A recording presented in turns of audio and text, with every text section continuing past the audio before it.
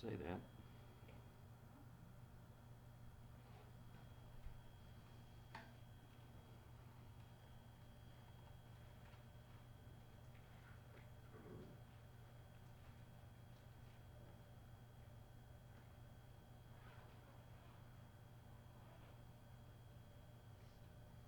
Well,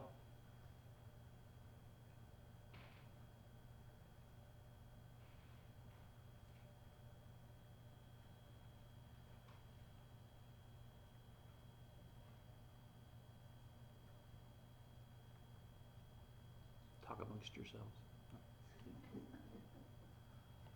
I guess we're going to be on just Facebook, it says. It deleted YouTube, so I'll have to go back in and try that one again. But I don't want to do that right now. Okay. Over the years, I have preached quite a few funerals. And when preparing those funerals, I often find myself wondering, what mark did this life make? What lasting thing can I point to that this person did in order to bring a little bit of relief and comfort to the family? And when you're preparing for someone's sermon, when you're preparing for someone else's funeral, automatically, at least for me, it makes me start thinking about my own funeral. And when I begin thinking about my own funeral, I ask the question, what am I doing to ensure that when I leave this world, it'll be in better shape than it was when I got here? Now just think about that for a moment. To make the world a better place, shouldn't that be the goal of every believer? Over the years, I've heard different people being accused of being so heavenly minded that they're no earthly good. In fact, there was a song, I think, back in the 70s with that title. But to tell you the truth, I don't think that that's really a possibility. In fact, I would think that those who have an eternal perspective on life are more apt to be devoted to making a difference in the here and now. C.S. Lewis wrote in Mere Christianity, "If you read history, you will find that the Christians who did most for the present world were precisely those who thought most of the next. It is since Christians have largely ceased to think of the other world that they have become so ineffective in this world." So tonight I want us to explore the possibility of creating a life, whatever amount of time we have left on the earth, creating this life for ourselves that is designed to make a difference, not only now, but also for eternity. The opposite of living to make a difference is living for yourself. And when you do that, you end up making yourself and everyone around you unhappy. John Cougar Mellencamp had a song called "Big Daddy of Them All," and it had these lyrics in it. "Just sad and disgusted is what you've grown up to be. Bet you had no idea this is what your dream would turn out to be. When you live for yourself, it's hard on everyone. But you did it your way, man. You did it all. How does it feel to be the big daddy of them all?" When you end up living for yourself, it's hard on everybody. And what ultimately happens is that you end up alone. Living for yourself leads to isolation. It also leads to missed opportunities. 2 weeks ago, when I was talking about organizing your life, I talked about how a lack of proper time management can cause you to miss out on opportunities. And when you multiply that over the course of a lifetime, it ends up that you're not just missing out on a good opportunity now and then, it adds up to a life that never reaches its full potential. Now, the flip side of this is that when you live to make a difference, you'll end up reaching your potential. You'll experience deeper, fuller relationships, and you're going to end up making the world a better place. So tonight I want us to look at the last chapter of the book of Deuteronomy. It talks about the death of Moses in this chapter. If anyone ever lived to make a difference, it was Moses. And look at the difference he made. He compiled and wrote the first 5 books of the Old Testament. He led the people of Israel out of Egypt, out of Egyptian bondage. He established God's law and God's covenant with God's people. And he's a central figure in the world's 3 dominant religions. Deuteronomy 34 tells us about his death and what happens next. And in this chapter, we can learn some things about living in order to make a difference. There are 3 things that I want to try to point out tonight. The first is a rather sobering truth. I want you to see that when your time comes, you will be mourned, but not forever. And really, that's how it should be. Listen to what was written about Moses. Look in Deuteronomy 34, verses 7 and 8. It says, Moses was 120 years old when he died. His eyes were not weak, and his vitality had not left him. Man, I'm 65, and I can't even say that. The Israelites wept for Moses in the plains of Moab 30 days. Then the days of weeping and mourning for Moses came to an end. No matter who it is that has passed away, life still goes on. Even when it's one of the greatest leaders of all time, one of the greatest men who ever walked the planet, life still goes on. And that's the way that it should be. There are very brief moments when I sometimes like to think that when my time comes and I'm no longer around, that the world would simply spin out of control and nothing will get done and life will become some kind of a barren wasteland for a great percentage of the population just because I'm not here anymore. But we all know that's not the case. Life still goes on. Now, speaking of sobering facts, do you know which factor more than any other will determine the attendance at your funeral? It's not how many great things you've accomplished, or how many people you love, or how many people love you. The number one determining factor in the attendance of your funeral is going to be the weather. When it rains, people are less likely to go to a funeral. Period. How's that for sobering you up a little bit? Now, understand that in all of this, I'm not trying to depress you any. I'm trying to impress upon you a very simple and sobering truth. You will be mourned for a while, no matter who you are. How much and for how long you're missed is going to be determined by the kind of life that you build for yourself and for others. And that brings us to the second thing that I want you to see. In order to live to make a difference, devote yourself to a vision that will outlive you.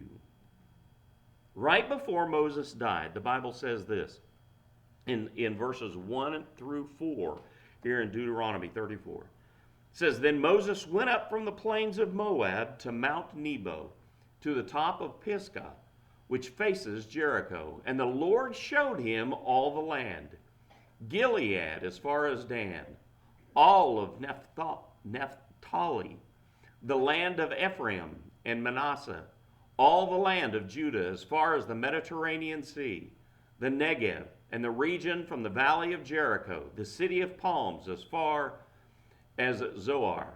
The Lord then said to him, "This is the land I promised Abraham, Isaac, and Jacob. I will give it to your descendants. I have let you see it with your own eyes, but you will not cross into it." Now, why was Moses not allowed to enter into the promised land? It goes back to a failure in his leadership earlier in his life. To be exact, it was a failure in obedience. In Numbers 20, Moses was dealing with the complaints of the people of Israel. They were unhappy because they had no water. Now, once before, God had told Moses to strike a rock with his staff and water would come out of the rock. This time, God told Moses to speak to the rock. So what did Moses do? He hit the rock with his staff twice, and then the water came out. And he also took credit for it, saying, "We must bring water out of this rock." And then God told him in Numbers 20, verse 12, "But the Lord said to Moses and Aaron, because you did not trust me to show my holiness in the sight of the Israelites, you will not bring this assembly into the land I have given them." Now, I'm going to be honest with you. I think Moses, he had been dealing with the Israelite folks and their complaints for a long time.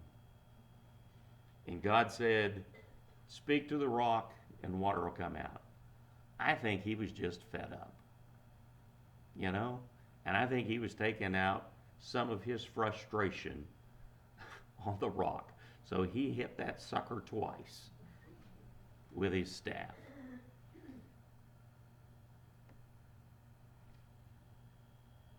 Which is probably fewer times than I would have hit the rock with the staff. But the fact remains that he was disobedient to God. It was not a harsh judgment. It was simply the judgment that God chose. And it brings us to another kind of sobering truth. Your failures and your mistakes will limit what you can accomplish in life. There's not a person on this earth who can't look back on their life and see where they could have done more, or they could have done better, or done something differently. If only I had had greater faith, if only I'd been obedient, if only I'd been more committed, if only I'd worked harder, or if only I had taken more chances. I'm sure Moses had his share of if onlys. And because of this one, he wasn't able to enter into the promised land. It happened to David too. He wasn't allowed to build the temple because he had been a man of war. And if it happened to these great men, then it's going to happen to a whole lot of us. Our failures and our mistakes will limit what we're able to accomplish. Do you know what we've seen in many of the mega churches that arose years ago during that movement? We've seen that some ministries aren't bigger than the founding pastors. We've seen that some of these churches simply can't survive the loss of their leader. When he's there, the ministry sizzles. But when he leaves, the ministry fizzles. It dies. That's because the ministry is all based on him. Moses' leadership wasn't based on himself. It was based on the vision that God had for his people. Even without Moses in leadership, the people were able to get to where God wanted them to go. It wasn't a case of, if Moses can't enter the promised land, then nobody else can enter it either, because we can't do anything without Moses. And yet, that's how a lot of people organize their area of leadership in such a way that it can't survive without them. Here's what I'm getting at. If you want to live a life that's going to make a difference, you need to devote yourself to something that's bigger than you are. Something that can outlive you and outlast you. It never fails that whenever we begin to enter into another presidential showdown, people start talking about the president's legacy. What impact will that president have on the world stage? Will what they've done while holding office last far beyond their term in office? And will the history books look upon them favorably in the years to come? As Christians, and personally speaking, as a person who's on the church staff, we need to have a vision for whatever ministries we're involved in. And we should want that vision to be greater than anything that we can personally accomplish. We should want the work of the ministry to continue long after people have forgotten who we are. And that brings us to the third thing that I want us to see tonight. In order to live to make a difference, invest in building those who will come after you. Look in verse 9 here in Deuteronomy 34. It says, Joshua, son of Nun, was filled with the spirit of wisdom because Moses had laid his hands on him. So the Israelites obeyed him and did as the Lord had commanded Moses. Among the most important work that Moses did in his entire life was that he prepared Joshua to take his place. And in the same way, among the most important work that you do in your life will be the work that you do in building up others. God's plan for his people is that we build up one another. Paul said to Timothy in 2 Timothy 2:2, and what you have heard from me in the presence of many witnesses, commit to faithful men who will be able to teach others also. That's God's method. We're to pass leadership along. Like relay runners pass the baton to the next runner in the race. We're to pass on our knowledge and our skill to other people. And we're to give them our blessing as they move forward. You want to hear another sobering truth? If you do leadership right, those who come after you will accomplish more than you ever did. Actually, that's only going to hurt your feelings if your leadership is more about you than it is about what God has called you to do. But you need to be aware of it. It should actually be a cause for celebration. Moses didn't enter the promised land, but he could celebrate the fact that God's people were going to enter. They would experience the fullness of the land of milk and honey, and that they would get there under the qualified leadership of Joshua. The truth is that you'll accomplish more through the people who come after you than you'll ever accomplish through your own efforts. So devote your life to building others up. That's something that parents should take very seriously. It's your job to prepare your children for life as an adult. It's your job to help them through your leadership, your teaching, and your example to accomplish more than you're able to accomplish. Ken Griffey Sr. was a pretty good baseball player and a pretty good coach. But his son passed him by and became one of the greats. Cal Ripken Sr. was a pretty good player and a pretty good coach. Cal Ripken Jr. passed him by and became one of the greats. Jack Elway was a pretty good college football player and a pretty good coach. But his son John Elway became a legend in the game. As a Christian, your job is to help those you lead to accomplish more than you ever accomplished. If you want to live to make a difference, invest your life in building up people. Do you want to make the world a better place? Make it your life's work to help people. Help ease their suffering. Help them connect to opportunities. Help them increase in knowledge. Help them to reach their potential. And when your time comes, when you leave this world behind, life is going to go on. That's just the cold, hard truth. Your greatest impact will be felt in what you've accomplished through other people.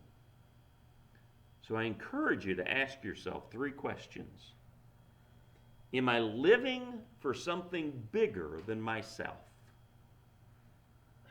Am I inspiring others to keep moving toward greater things? And am I investing my life in building people up? Being able to answer these questions is going to help you to live your life in such a way that, believe me, you will change the world. Take out your prayer sheets.